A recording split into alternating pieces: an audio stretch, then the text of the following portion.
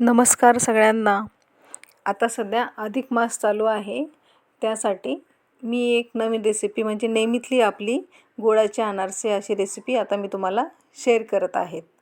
त्यासाठी 3 दिवस तांदूळ पाण्यात भिजवून ठेवले होते. त्यानंतर छानपैकी घरात वाळू घातले आणि मग ते दळून घेतले मिक्सरमधनं. थोडे जाड बारीकच दळायचे असतात. खूप असे बारीक दळायचे नसतात. रवा असतो ना तशा पद्धतीने दळायचे असते मिक्सरमधून आणि छान चाळून घ्यायचे. तर मी 1.5 किलो तांदूळ घेतले होते. त्यासाठी मी 700 ग्रॅम गूळ घेतलेला आहे. तो किसायचा किंवा आपण चाकूने वगैरे कट पण करू शकतो किंवा खलबत्त्याच्या याच्याने कुटून घेऊ शकतो गुळाला. तर त्याच्यामध्ये मी थोडंसं तूप टाकलेलं आहे. त्यानंतर त्याच्यामध्ये ॲड करणार आहे गूळ. मस्त छानपैकी हाताने त्याला मऊ करायचा आणि तो सगळा गूळ याच्यामध्ये टाकायचा हळूहळू करत आणि मग मस्तपैकी आपले अनारसे तयार होतात. अधिक मास चालू आहे त्यासाठी खूप जण करतात आणि अधिक मास हा 3 वर्षातून येतो. 1 महिन्यासाठी असतो अधिक मासाचा कालावधी. अधिक मास हा जावयाला आणि मुलीला आपल्या घरी बोलवतात आई-वडील आणि त्यांचं ते स्वागत करतात, औक्षण करतात आणि छान गोडाधोडाचं जेवण करतात आणि त्यामध्ये अनारसेसुद्धा आपल्या जावयाला ते देतात. हे बघा अशा पद्धतीने मला वरती नाही जमलं म्हणून मी खाली बसून करून घेत आहे.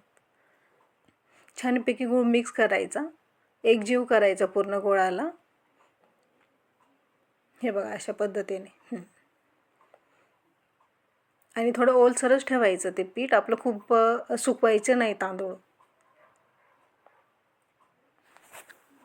आणि त्यानंतर आपलं छानपैकी मिक्स झालं का गूळ ॲड करून तर त्याला आपण मस्त छोटे छोटे असे लाडू करून घेणार आहोत. ते बघालच मी दाखवते आहेच पुढे अशा पद्धतीने. आणि सध्या मुलांना सुट्टी आहे त्यामुळे थोडंसं रिलॅक्स आहे. ट्यूशन स्कूलला सध्या सुट्टी आहे. चला तर मग बघूयात आपण. हे बघा अशा पद्धतीने एकदम मिक्स झालेलं आहे. एकजीव करून घ्यायचं त्याला.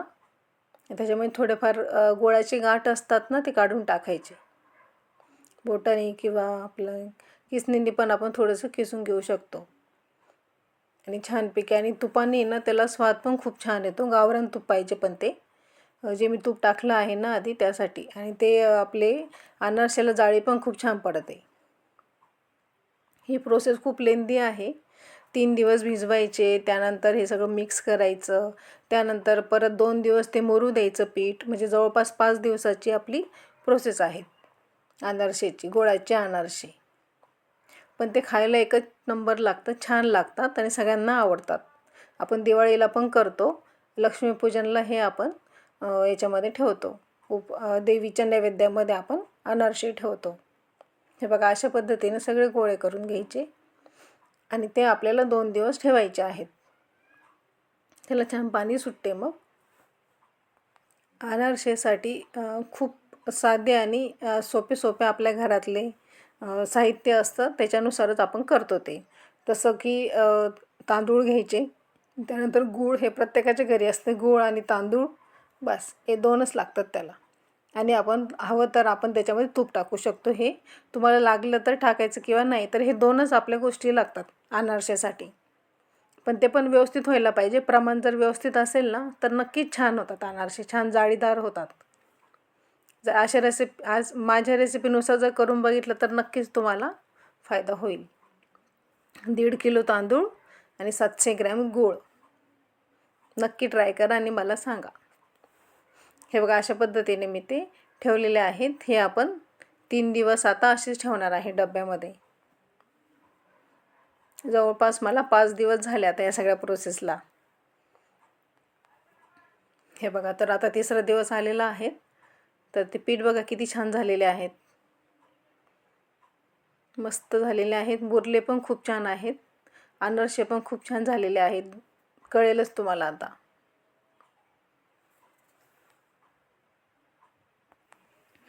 हे बघा अशा पद्धतीने ते आपण एका परातीमधून काढून घ्यायचे आहे आणि ते एक मस्त एकजीव करायचं परतोंडा. त्याला हाताला तेल लावायचे आणि छान मिक्स करायचे. हे बघा असं खूप छान झालेलं आहे पीठ. ते दिसताना तसं दिसतंय सैल, पण ते सैल नाही आहेत, खूप छान झालेले आहेत. आणि आपण हातावर पण गोळा करू शकतो किंवा पोळपाटावर लाटून किंवा पोळपाटावर पण फिरून आपण आपले अनारसे तयार करू शकतो. हे बघा असे आता मस्तपैकी ते एकजीव झालेले आहेत. मी थोडंसं तेल लावून घेतलेलं आहे त्याला. आणि आता तळायला आपले हे रेडी आहेत अनारसे. आणि त्याला आपल्याला खसखस लावायचे आहेत. खसखसनी पण छान लागतात आणि जाळी येते त्याला. तेव्हा अशा पद्धतीने पण आपण हातावर करू शकतो किंवा पोळपाटावर पण गोल गोल फिरून घेऊ शकतो त्या उंड्याला. हे बघा असं मी दोघी पण पद्धतीने दाखवल्या आहेत. पण असे पोळपाटावर केले का ते छान होतात आणि आपल्याला खसखस जी असते आपल्याकडे तिला आपण छान ते लावून घेऊ शकतो किंवा ती छान असते, छान बसते त्याच्यामध्ये. हे बघा अशा पद्धतीने थोडंसं दाबून या पद्धतीने करायचे आहेत. आणि आपले 2 बोटांनीच फिरवायचे आहेत, त्याला लाटायचे नाही आहेत. हाताने अशी 2-2 बोटांनी गोल गोल गोल करायची. खूपच छान झालेलं आहे. साईडला मी कढईमध्ये तेल पण गरम केलेले आहेत. हे बघा अशा पद्धतीने नक्की करून बघा. आणि थोड्या थोड्या हाताने ते असे लांब लांब पण करत जायचे, मोठी साईज करायची, ते आपोआपच मस्त होतात.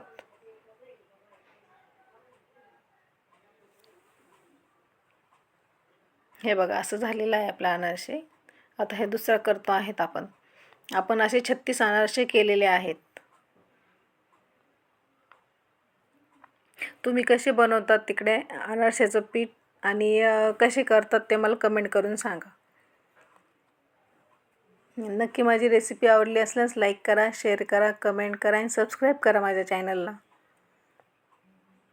हे बघा असं मस्तपैकी आपलं हे रेडी आहेत अनारसे करून. आता तेल पण छान गरम झालेलं आहे. मी थोडंसं उंडं टाकून बघितलं तर छान मंद आचेवर आपल्याला ते तळायचे आहेत. हे बघा अशा पद्धतीने तो आपला उंडा टाकून घ्यायचा.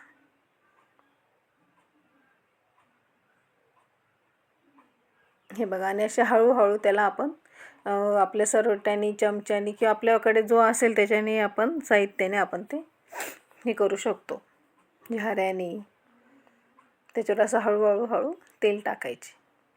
त्याला छान जाळी येते आणि मधून दाबायचे नाही, ते असे वरच्यावरच फक्त हलके ते वरती येतात. आणि थोडंसं कमीच तेल असतं आपल्या अनारशाला तळण्यासाठी, खूप तेल टाकायचे नाहीत, कमी तेल पाहिजे. तसे आपण 2-3दा टाकू शकतो तेल थोडं थोडं, पण ते असं घ्यायचे.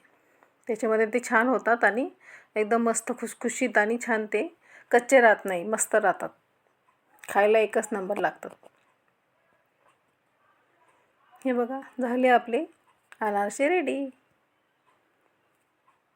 मस्त अनारसे, आंब्याचा रस, पुरणपोळी आणि कुरडई, पापड, भजे, मस्तपैकी आपलं जेवण करू शकतो आपण याच्यासोबत.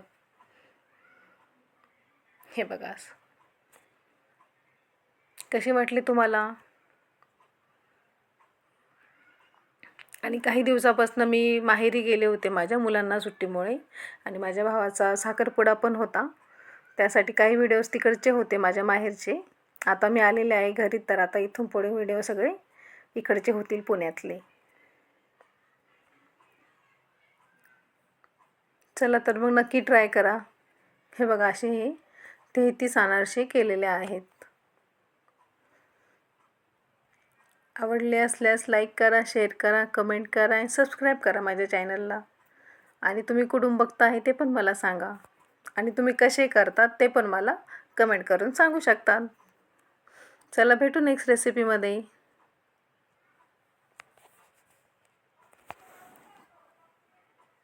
चलो बाय.